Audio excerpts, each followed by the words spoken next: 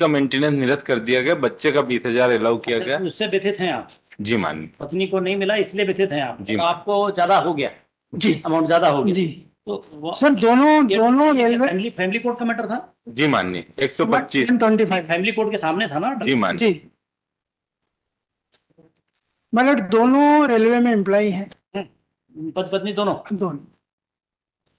और ये जो इसका स्टेटमेंट है रानी वर्मा की PW1 मेरे मामले में, उसमें ये सारी चीजें आई हैं। बताओ तो क्या इसमें और सर मेरा दूसरा सबमिशन ये है कि इन्होंने 12,300 रुपये महीना मांगा और कोर्ट ने इनको 20,000 रुपये महीना दिया। तो कोर्ट को पावर नहीं है सर? मैं नहीं नहीं, पर सर जो मांगा नहीं।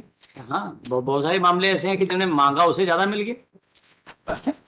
सर कोर्ट के पावर को तो मैं कह नहीं सकता कुछ भी। माननीय हमने कुल डिमांड ये दोनों नहीं, लेकिन आपकी क्या ऑब्जेक्शंस हैं वो बताते हैं। जी मैं सर, आप ये देखें रानी वर्मा का स्टेटमेंट।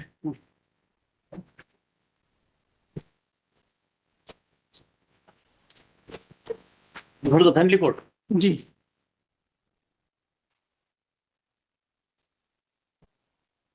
इसमें मदर है और बच्चा है शुभ, एक दो अप्लीकेंट है।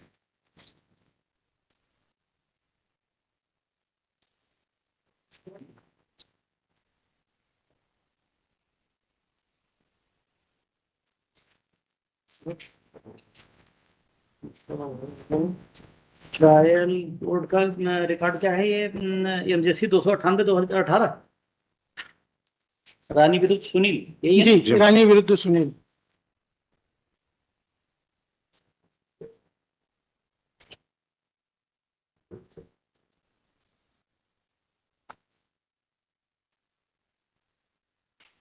बयान कहाँ है जी? नहीं याचिका के साथ ऑर्डर दिख रहे हैं बयान याचिका के साथ ही लगे। ये लगा क्या? अभी इसके साथ ही बयान लगे साहब, बयान बोल। सर मैंने जो पेश की है, अरे तो हमारे पास रिकॉर्ड है तो मैं सोच रहा था रिकॉर्ड से ही देख लूँ असल स्टेटमेंट कहाँ है। एक मिनट के पहले होना चाहिए सर ये पेज नंबर 70 से बयान है माननीय।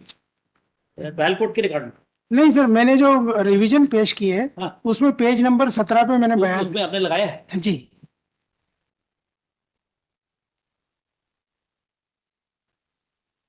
और ट्रायल कोर्ट के माननीय पेज नंबर 70, 71 और 72 पे बयान है। देख लेना हो तो फ्लैग कर देना। 17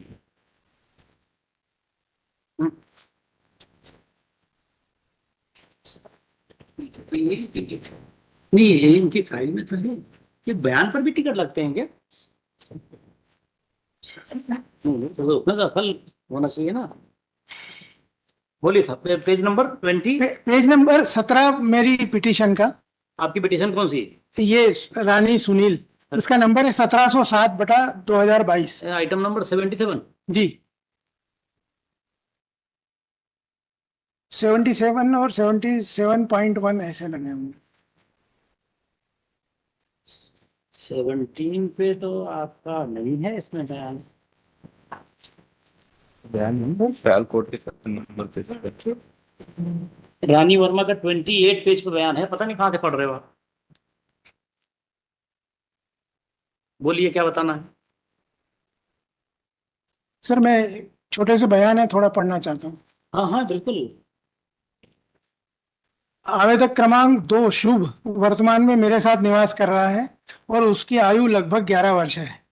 हमारा पुत्र शुभ वर्तमान में Saint Joseph Convent School Ratlam में कक्षा 4 में अध्ययनरत है। मैं अपने पुत्र शुभ की स्कूल की फीस देती हूँ जो वर्तमान में लगभग 27,500 वार्षिक होती है। सर इसको अगर 12 से करेंगे तो 2,300 रुपये महीना हुआ।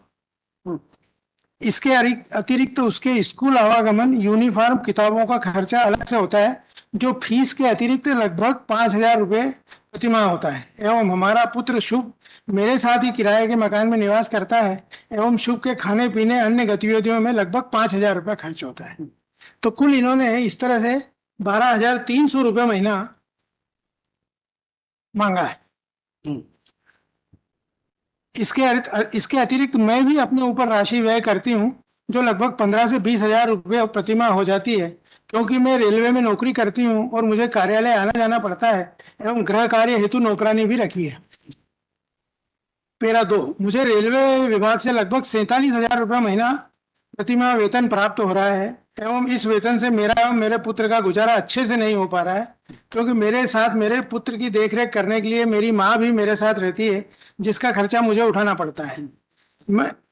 मैं अपने पुत्र शुभ को अच्छे से पढ़ाकर बड़ा आदमी बनाना चाहती हूँ एवं स्कूल में प्रतिवर्ष फीस बढ़ जाती है। मुझे अपने एवं अपने पुत्र शुभ के भरण पोषण व्यय हेतु क्रमशः 30,000 रुपये एवं 20,000 रुपये प्रतिमाह, इस तरह कुल 50,000 रुपये प्रतिमाह की आवश्यकता है, जिसे देने के लिए अनावेदक सक्षम है। अनावेदक भी रेलवे विभाग में सीनियर यंत्री के पद पर मुंबई में पदस्थ है एवं अनावेदक को समस्त कटौती के बाद 74,500 रुपये वेतन प्राप्त होता है।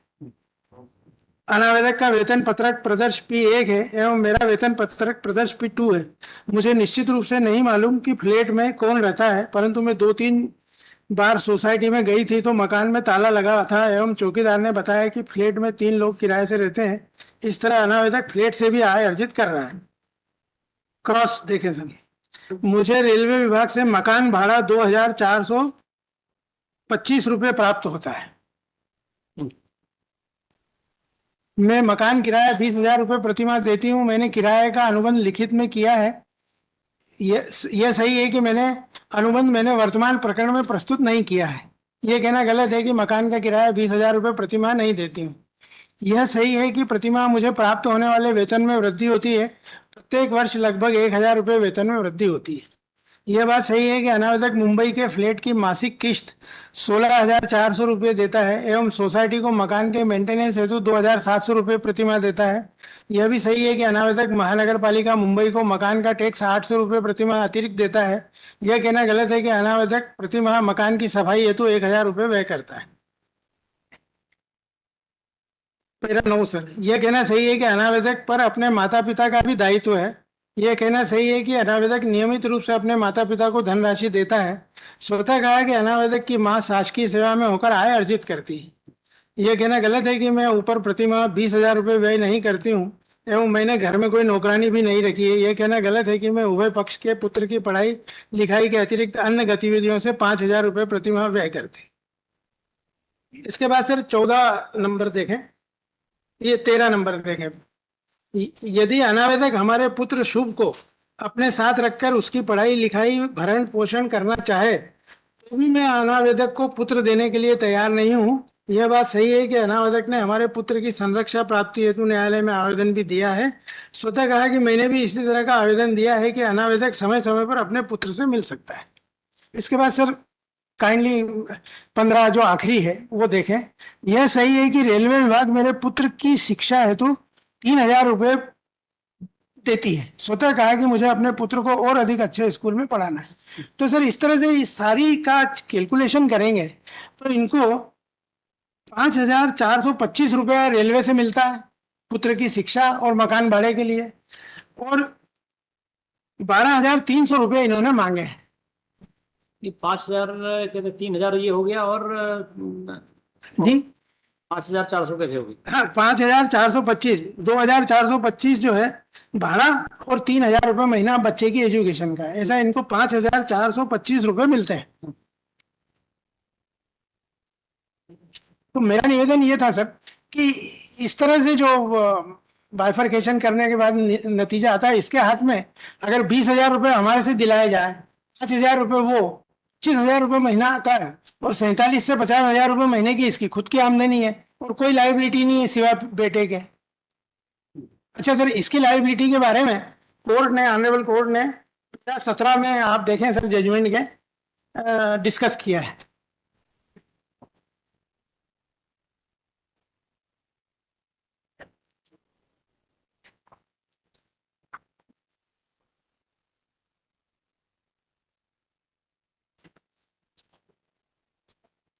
जजमेंट का पैरा 17।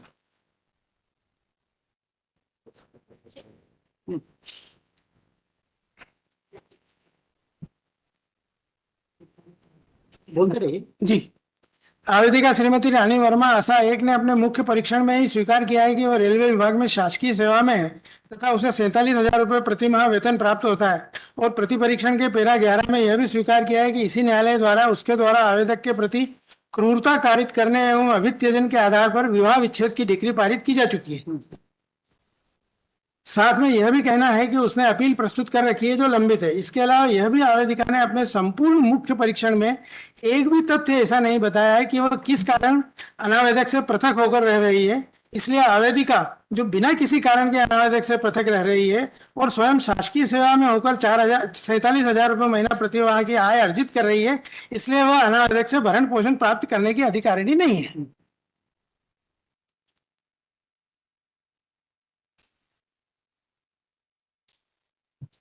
अब सर इस संबंध में जो मजिस्ट्रेट महोदय ने जो कैलकुलेशन किया उसमें उनको ये देखना था कि जो क्लेमेंट है, जो प्रार्थी है, उनकी आय कितनी है और उसको उसमें एडजस्ट करने के बाद वो अपना निर्णय लेने के लिए मजिस्ट्रेट महोदय इम्पावर्ड है। साथ ही सर उसमें यह भी कहा है कि ये मैं पेश कर रहा हूँ कि लग्जरियस लाइफ के लिए भरण पोषण नहीं है। भरण पोषण आपको अपनी वेग्रेंसी को दूर करने के लिए मिलता है जो कि मैंडेटरी मतलब जो जरूरी है। अब सर इन्होंने अभी रिसेंट बलेनो खरीदी है, they are enjoying luxurious life और हमसे मेंटेनेंस मांग रहे हैं।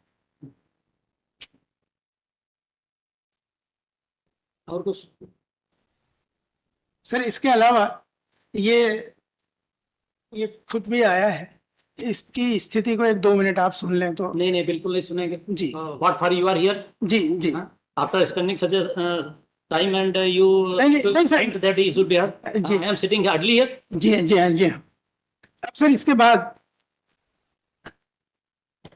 जो स्थिति है वो ये है कि आज रानी वर्मा को करीब 25,400 मिल रहे हैं। तो मेरा आपसे निवेदन जो करबद्ध है वो ये है कि इसको सर रिड्यूस करके रीजनेबल किया जाए या जितना मांगा है उतना दिया जाए। नेक्स्ट। जी मैम। माननीय सर्वप्रथम मेरे द्वारा 125 का जो आवेदन प्रस्तुत किया गया उसमें मेरे द्वारा राशि रुपये 50,000 की मांग की गई मेरे व मेरे पुत्र के लिए।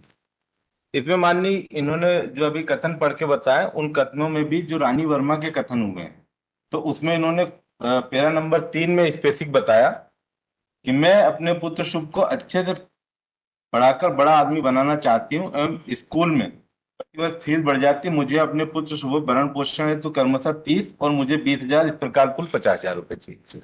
अब माननीय इनके आय के संबंध में ये रेलवे में इंजीनियर हैं और आपने अपनी आपका ऐसा कहना कि जो आपने मांगा था उससे ज्यादा का ऑर्डर हो गया, सही है? नहीं गलत, टोटली रॉन्ग माननीय। मैंने 50,000 रुपए मांगे, मुझे 20,000 ही मिले और 50,000 का मेरा आवेदन है और मेरे पैराग्राफ नंबर अपने कथन के 3 में स्पेसिफिक बताया कि मुझे 50,000 रुपए में 20। हाँ ठीक है, और कुछ? अब माननीय इनके जो कथन हुआ है, इनके कथन का पैराग्राफ नंबर 7 किसका? सुनील जी का माननीय अनावेदक का।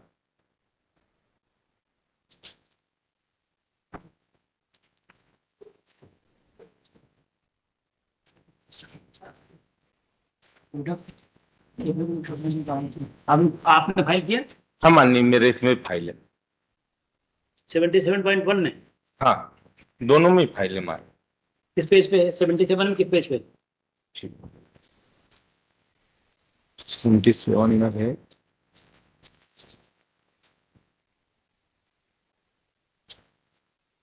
पेज नंबर 32 माननीय। Page number 32। हाँ सुनील वर्मा जी माननीय। 32 माननीय पैराग्राफ नंबर 7।